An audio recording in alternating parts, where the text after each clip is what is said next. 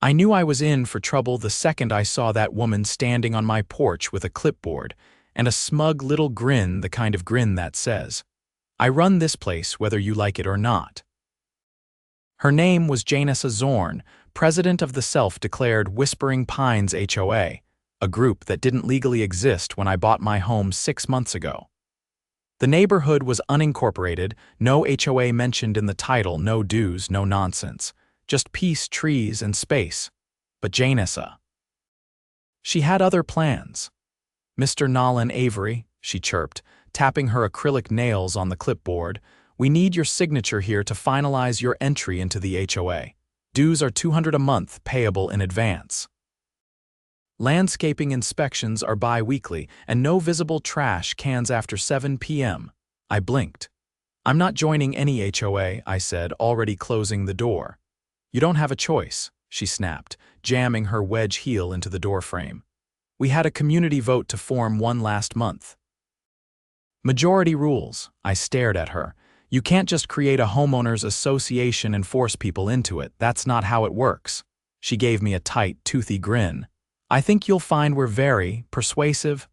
I shut the door in her face. First week, I found a warning taped to my trash bin saying it was too close to the curb. Then came the fake violation notices my grass was half an inch too long, my mailbox was non-compliant beige, and my porch light was too bright after 10. I ignored them all. Then 2 nights ago my house went pitch black, no lights, no fridge, no a/c. I checked the breaker, nothing tripped. Called the power company, they said someone had tampered with the main line, not just tampered, cut. Clean, deliberate. And the kicker? My security camera footage showed her. Janessa Zorn, in broad daylight, in her ridiculous pink pantsuit, snipping my power line with garden shears like she was trimming a rose bush. I sat in my truck, fuming, watching the footage over and over until I noticed something else. When she walked away, she didn't just leave. She walked right back up the hill to a massive gas generator humming behind her house. She'd set it up during a storm last month and bragged about how she could power the whole street if she wanted. She had full power, the whole block did, everyone except me. I drove straight to the county clerk's office the next morning. I wasn't just mad, I was ready to fight fire with legal fire. I spent 4 hours digging through property records, zoning maps, and utility right-of-ways, and what I found was gold. Janessa's generator, it wasn't on her property. It was sitting half on the shared utility easement behind our lot's land that wasn't hers or mine. It was public access. So I made a call to a buddy of mine, Nick, a licensed electrician who owed me a favor from way back. We walked the line, documented everything, and filed a formal report with the county. But I wasn't done yet. That night, I fired up my own generator, a smaller one I kept for emergencies, just enough to power some lights in my fridge. I made sure Janessa saw the lights flicker on. I waved when I saw her peeking through her blinds. The next morning, she was back on my porch, angrier this time. "You're stealing power," she hissed, waving another clipboard. "We'll fine you for unauthorized generator use." I leaned against the doorframe. "You mean like the one you have illegally parked on public land?" That shut her up. I handed her a copy of the easement report with the county seal on it. Her face fell. You don't have the authority." "Actually, I do," I said. "And since it's on public land, I filed a request with the county to remove it. They approved it this morning." That afternoon, while Janessa stood screaming in her front yard, I rolled up with a flatbed trailer and a work crew. We disconnected her generator legally and loaded it up. She tried to block us, but 2 sheriff's deputies stood by, arms crossed, watching as I strapped it down. "This is theft," she cried. "Nope," Deputy Harris said. "It's trespass mitigation, county approved." She was red-faced and shaking as we hauled it off. I didn't even keep it, I donated it to the local fire station. That night, her lights went out, and I laughed so hard I nearly fell off my porch. I didn't see Janessa for 3 days after the generator incident. Her house sat dark each night, curtains drawn, no porch light, no movement. Most of the neighbors kept their distance too. A few gave me nods as they passed, silent acknowledgments, like they'd been waiting for someone to finally stand up to her. No one said anything out loud, but the shift was easy to spot.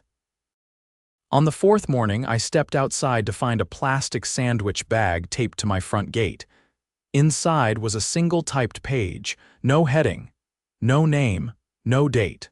Just a list of 10 items, each one a supposed violation I'd committed. It accused me of everything from inappropriate lawn ornamentation to unauthorized use of mechanical equipment during non-designated hours. I didn't even own lawn ornaments. I stared at it for a moment, then looked up. A man with a clipboard was standing on the sidewalk across the street. Tall, mid-50s, stiff posture, aviator sunglasses. He gave a short wave, then turned and walked up the hill toward Janessa's house. That's when it clicked. She wasn't just licking her wounds, she was recruiting. I spent the next hour walking the block, talking to neighbors I hadn't met yet. It was a mix of retired couples, young families, a few working professionals, mostly quiet folks who'd bought into the neighborhood for the same reason I had, space and peace. But every single one of them had a story. Everyone had received some kind of threat, invoice, or so-called compliance schedule from Janessa or one of her new cronies, and none of them had ever signed anything. She told me if I didn't pay the dues, she'd report me to the county for code violations, said a woman named Elise, who worked nights at the hospital. I've been paying her $100 a month just to be left alone. Another neighbor, George, had been fined 3 times for non-standard soffit paint. He had no idea what soffits were, neither did I. With 23 conversations under my belt and a notebook full of details, I went back home and called a lawyer I knew from a zoning board case years back. Her name was Ramani Kapoor, and she had the kind of brain that could dismantle a fraudulent organization with the precision of a watchmaker. "The key," she said after reviewing the documents I scanned over, "is proving that this HOA isn't legally constituted and is using intimidation to obtain money under false pretenses. That's extortion, Nolan. And if she's tampering with utilities, we're in criminal territory." I asked what the next move was. "Documentation," she said, "and a few calls to the right offices." The next week was quiet on the surface. I went about my routine like normal, but inside I was building a case. I installed a second camera under the eaves, one with a wider field of view. I ran a digital recorder anytime I stepped outside. I kept a fireproof lockbox under the sink with every piece of paper I'd collected: photographs, reports, audio clips, even screenshots of the HOA's newsletter that had started circulating, full of passive-aggressive bullet points about non-cooperative neighbors.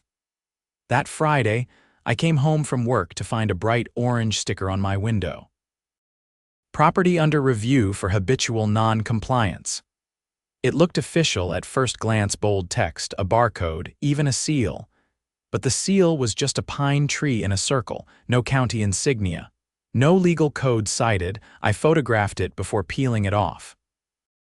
That night, I walked my property with a flashlight and found 3 more stickers, one on the back fence, one on the garage door, and one on my mailbox. Ramani filed an injunction the next morning. 2 days later, the sheriff's department served Janessa with a cease and desist order, citing fraudulent practices, misrepresentation, and suspected tampering with essential services. That should have been the end of it, but it wasn't. That evening, as I sat on the porch with a cup of coffee, I heard a low rumble coming from the woods behind my house. It didn't sound like a car, it was deeper, slower, mechanical. I followed it down the slope behind the fence and found a trench, a freshly dug trench. It ran about 30 feet, starting from the rear of my property line and snaking toward the utility box that served the row of homes along the east side of the hill. The soil was still loose. There were tire tracks, thin ones, like from a powered cart or small backhoe. Someone had been trying to run a new line. I called Ramani. She told me to get the county involved immediately. By Tuesday, an inspector arrived with a survey crew. After 2 hours of measuring and verifying boundaries, they confirmed it. Janessa had ordered someone to trench through shared access land, attempting to reroute power lines to a private meter she had installed behind her shed. There was no permit, no documentation, and according to the inspector, no utility company involvement. She'd been trying to create a private grid, siphoning power off the shared lines to control which houses received service. It was worse than we thought. The county filed a criminal complaint. The sheriff's department executed a search warrant and confiscated her equipment. She was charged with destruction of public infrastructure, unauthorized modification of utility systems, and conspiracy to defraud. I watched from my porch as they led her to the cruiser. No pink pantsuit this time. Just jeans and a windbreaker, her face blank. She didn't look at me. The fallout was immediate. Her so-called board dissolved within 48 hours. The clipboard guy from before turned out to be a temp from a local security firm hired under false pretenses. Several neighbors got their money back through small claims court, and Raimani helped the rest file a class action suit. The county held a community meeting 2 weeks later in the library down the hill. I showed up early, expecting 20 people. Over 50 came. Some brought documentation. Others came just to listen. A few hugged me on the way out. The county rep, a no-nonsense woman named Terry, announced that Whispering Pines would remain free of any HOA structure, unless a legally binding charter was voted on by over 2/3 of the property owners, none of whom were interested anymore. After the meeting, George cornered me near the parking lot. "You know," he said, shoving his hands in his jacket pockets, "I used to think someone like her would keep the neighborhood tidy, keep it from going downhill." "What changed your mind?" I asked. He looked up at the sky for a moment. "When tidy turned into tyrannical." Fair enough. I went home that night and finally took the lock off my breaker box. I'd been leaving it secured ever since the first incident. Paranoia? Maybe. But after all that, I figured I'd earned the right to be a little cautious.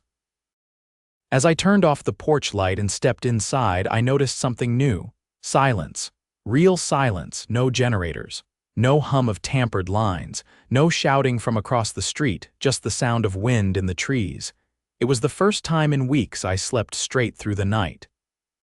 3 weeks had passed since the community meeting at the library, and the neighborhood had finally started to feel like it belonged to the people who actually lived in it. No more paper notices taped to mailboxes. No more strangers patrolling sidewalks with clipboards.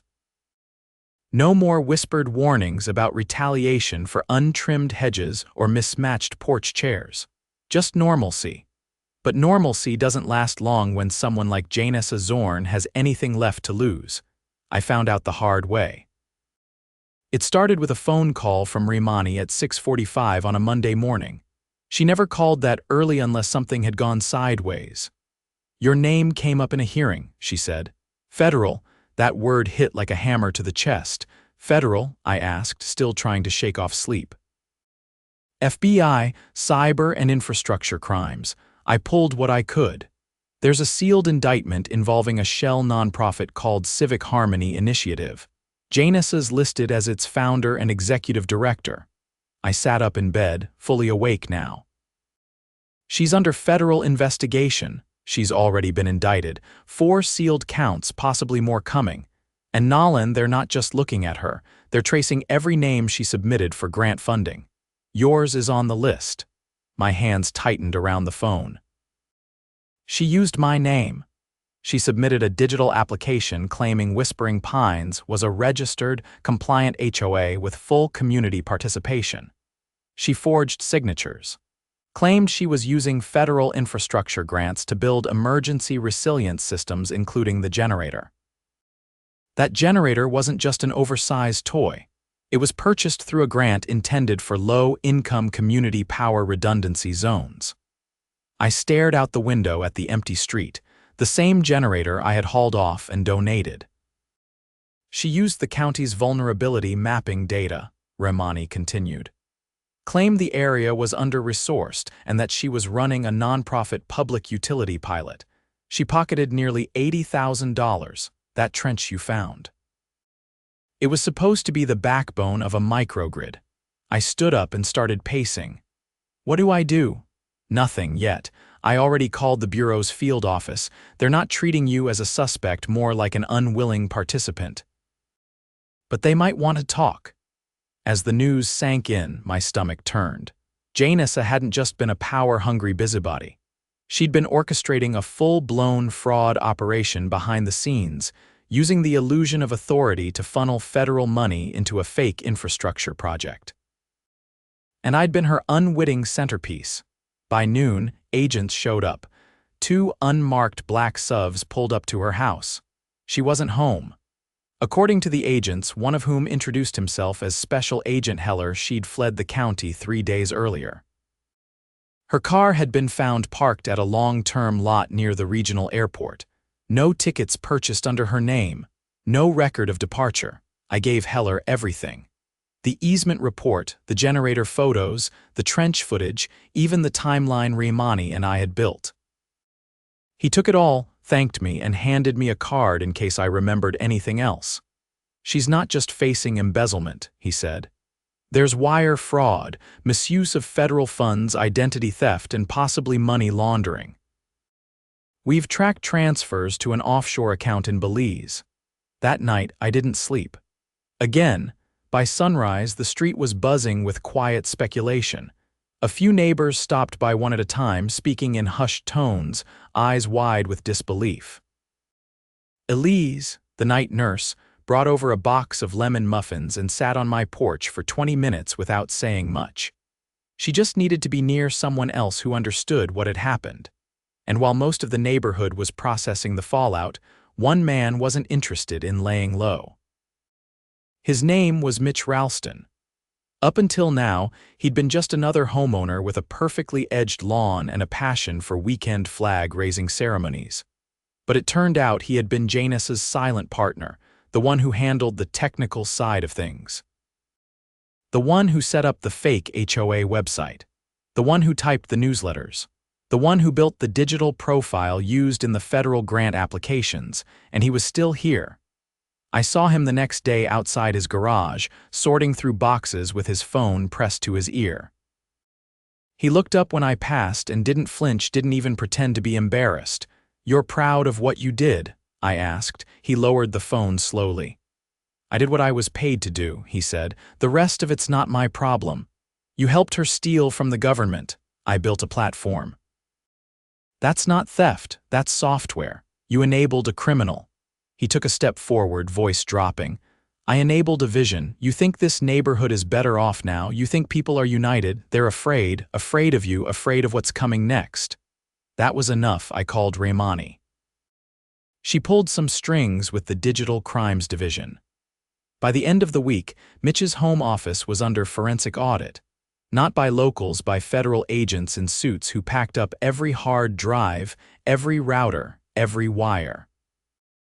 Mitch stood on his porch in a bathrobe, arms crossed, while they carried his equipment into a van.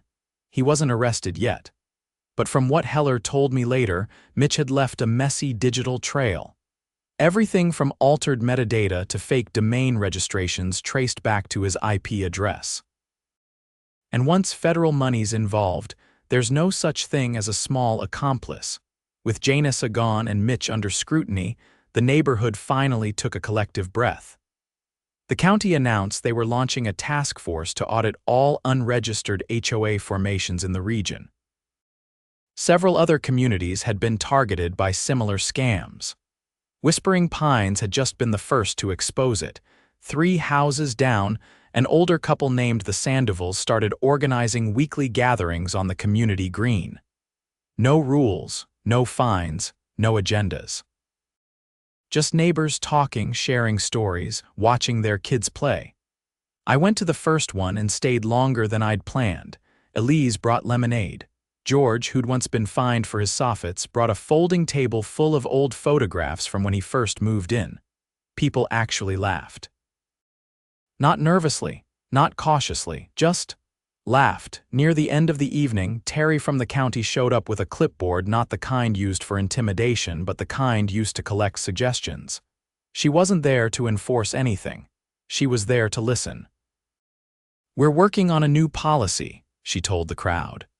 "One that makes it harder for anyone to create an HOA without full, recorded consent and transparency. No more backdoor votes. No more intimidation tactics." You all helped us see the gaps. I stood off to the side, hands in my pockets, watching it all unfold. It wasn't perfection, but it was progress. Later that week, I got a certified letter from the U.S. Attorney's Office. Official notice that I was considered a victim in an ongoing federal case. They included a restitution form, details about how to submit any financial losses, and a schedule of upcoming hearings in case I wanted to attend. I didn't need the money. I hadn't lost any. But I was planning to be in that courtroom when Janessa was extradited back. Because sometimes justice should be witnessed. I still keep the footage of her cutting the power line, not out of spite, but as a reminder. A reminder of how far some people will go for control and how much further you have to go to stop them. The porch is quiet again these days. The wind sounds like it used to. And when I turn on the lights at night, they stay on. I don't wave at power-hungry neighbors anymore. Now, I wave at people who fought back. By the time July rolled around, the neighborhood looked different, not physically, but in the way people carried themselves. Lawns weren't obsessively mowed in fear anymore. Mailboxes could be decorative without sparking a fine. And for the first time since I'd moved in, folks were waving without hesitation. The tension that had gripped Whispering Pines had evaporated, replaced by something you couldn't fake: trust. But that didn't mean everything was over. A few weeks after the FBI hauled Mitch's hard drives out of his garage, I was subpoenaed. Not as a suspect, but as a primary witness. The case had evolved beyond simple fraud. The forensic team had uncovered something buried deep in the Civic Harmony initiatives: encrypted files and expense logs showing regular payouts to a company called Luma Core Solutions. On the surface, it was a tech consulting firm. In reality, it was a shell corporation registered overseas. What they were paying for? Data. More specifically, data scraped from neighborhood Wi-Fi networks using signal repeaters that Mitch had disguised as solar-powered crime watch cameras. They'd installed 6 of them across Whispering Pines, supposedly for security. I'd even seen one tucked into the shrubs near the community bulletin board. Turns out, they were harvesting traffic patterns, web activity, device IDs, and timestamps from anyone who hadn't disabled their network's broadcast. Entire households had been cataloged without their knowledge. It wasn't just invasive, it was criminal under the Electronic Communications Protection Act. The feds were furious. When Agent Heller called to give me the update, his voice was tight. They weren't just trying to manipulate the neighborhood, he said. They were building profiles. Income brackets, social habits, even political leanings. We believe they intended to sell the dataset. To who? Private lobbying groups, maybe more. It's still unfolding. The next morning, the remaining surveillance devices were confiscated. The county issued an emergency order for all residents to check their property lines for any unknown equipment. I helped Elise dig out a metal box the size of a lunch cooler from behind her fence. It had been there for months, disguised as a utility relay. When the sheriff's deputy opened it, the signal light was still blinking. That same week, I testified. Courtroom 4B in the federal building downtown was packed. Not with press, this hadn't broken publicly yet, but with officials, investigators, and a few other residents who'd received subpoenas. I was called early in the day. Remani came with me as my legal counsel, though I didn't need her to speak. I had everything documented with timestamps, chain of custody logs, and location data. The assistant U.S. attorney, a sharp woman named Celia Tram, led the questioning. Mr. Avery, when did you first become aware that your personal data may have been accessed without your consent? When I reviewed the forensic report provided by Agent Heller's team. And prior to that, Were you ever informed of data collection activities in your neighborhood? No. Did you consent to being included in the Civic Harmony Initiative grant application? No. My name was used without my knowledge. And did you personally witness any attempts to suppress or retaliate against residents who challenged Miss Zorn's authority? Yes, multiple. Including myself. I gave them everything.